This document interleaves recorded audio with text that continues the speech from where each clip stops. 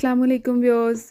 कई दफ़ा हमारा गैस का चूल्हा इस तरह से बहुत ही स्लो चलने लग जाता है, जिसकी बड़ी वजह इसके बर्नर होते हैं, जिसके सुराख बंद हो जाते हैं। इसके ऊपर ऑयल, चाय, दूध वगैरह गिरता रहता है, चिकनाई जम जाती है और ये सुराख बंद हो जाते हैं। ये नीचे तक ये सारी चीज़ें जम जाती हैं।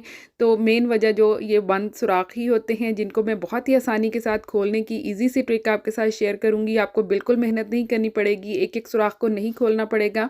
यहाँ पे सबसे पहले मैंने सिरका लिया है 1 कप। अब इसमें मैं 2 टेबलस्पून बेकिंग सोडा ऐड करूँगी। ये खाने का सोडा है जो हर घर के किचन में मौजूद होता है। ये देखिए दोनों के मिलने से जो रिएक्शन हुआ है और ये बबल्स पैदा हो गए हैं। इसी तरह से जो कुछ भी मैल कुचैल आपके चूल्हे के बर्नर पे जमा हुआ है वो फ़ौरन ही उबल कर उतर जाएगा। अब इसमें 2 टेबलस्पून सॉल्ट ऐड करूँगी।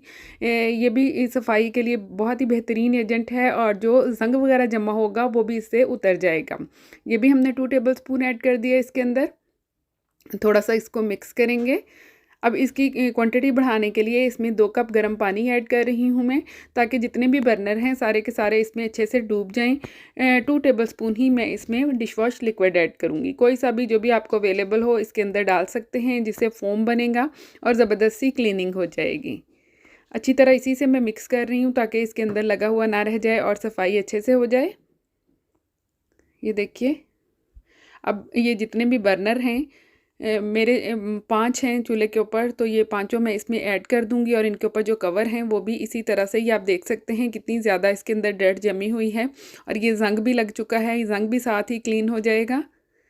ये अच्छी तरह से डुबो के हमने 1 घंटे के लिए छोड़ देना है। अब ये इसके नीचे वाले पार्ट्स भी हम साफ़ कर लेंगे। यहाँ पे कोशिश करेंगे कि पानी ना लगे और हम इसको ड्राई ही साफ़ कर लें। ये देखिए टूथब्रश की मदद से मैं ये सारी जमी हुई चीज़ें जो हैं साइड पे कर देती हूँ। चूल्हा बज़ाहिर देखने में बहुत ही क्लीन लग रहा था, लेकिन ये देख सकते हैं आप, ये सारी चीज़ें जो हैं वो गैस को निकलने में प्रॉब्लम करती हैं और गैस अंदर ही रह जाती है और सारे सुराख जो हैं वो पूरी तरह से काम नहीं करते।